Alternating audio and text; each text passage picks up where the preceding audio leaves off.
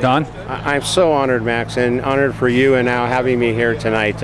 What a glorious night it is, and remembering something that happened 40 years ago in my life. It's nice to be remembered, and I appreciate it very much for what you did.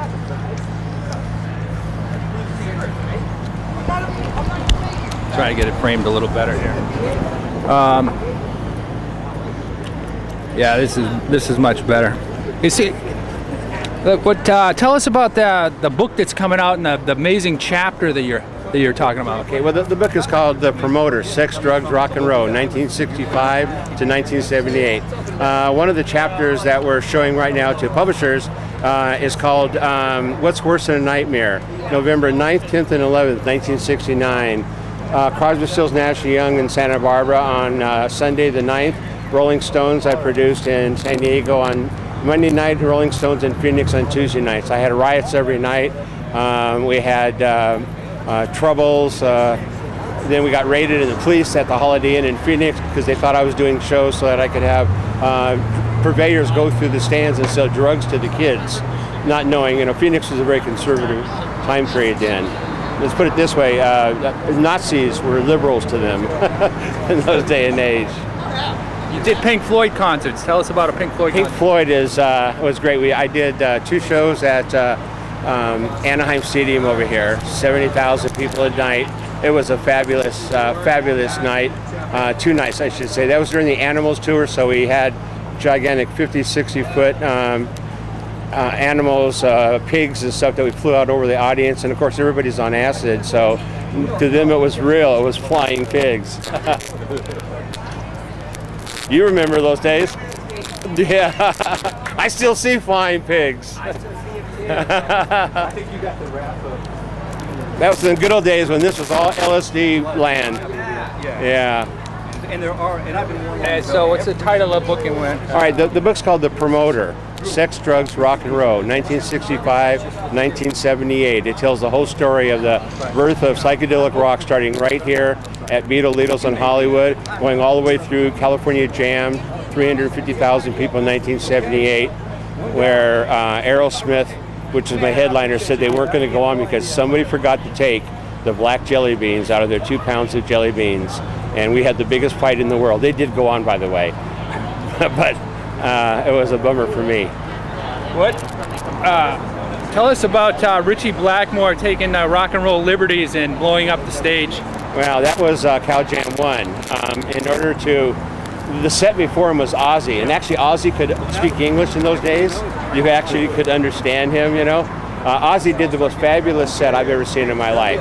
No pyrotechnics, it was during the daytime. No lights, no pyro, no special effects, just rock and roll. Richie then decided that he wanted to outdo Ozzy. It goes back to English pub days, as you probably know. And they wanted to blow up one of the ramps, and so they used gasoline, and the gasoline exploded. It almost blew up the whole stage, including Richie. We had a major big fight afterwards, him and I. I'm still pissed off at him, by the way, if he watches your show. Now, Hart, what was Hart's career doing when they finally made it to that Cal Jam 2? Oh God, Hart was so great. The girls were so beautiful then. They were much younger than they are now, I still to this day regret something that happened, which was they really deserved an encore. They did the very best set there was, but I had about 20 kids climbing up the light towers. So I had to cut their encore and have 350,000 people boo these kids down from the light towers because the towers each one of them held 6 Super Trooper lights, and you know what they weigh. They weigh about a ton each. It would have been absolute carnage on the ground. So I had to cut their encore. I still feel bad to this day about it. Any other, let's see, what are the other bands? How about the Eagles? What was their career doing? How was their career? Where were they at in their career when they did the California Jam 1? They got paid $10,000 for the show. They just had one hit, which was I did it one time. Their first song with Cool Easy. What was it? The country rock song. And they had Jackson Browne playing piano as a extra musician that day. And of course now, as you know, their Greatest Hits album is the largest selling album in the history. So they've done quite well since then. they make over $1 million a night, and they don't need none of us anymore. How about your friend Peter Rivera from Rare Earth? Could you embellish your relationship with Peter, and what was it like doing a California Jam with Rare Earth? Well, Rare Earth was one of the opening bands. In fact, was the opening band at the time. Even though I was a great fan of Peter and of Rare Earth, I went and saw Peter last year up in Santa Cruz. He was playing with the Classic Rock and Roll All-Stars with Mike Panera and Corbett from Green Eye Lady. Green Eye Lady who did, come on, lovely Green Eye Lady.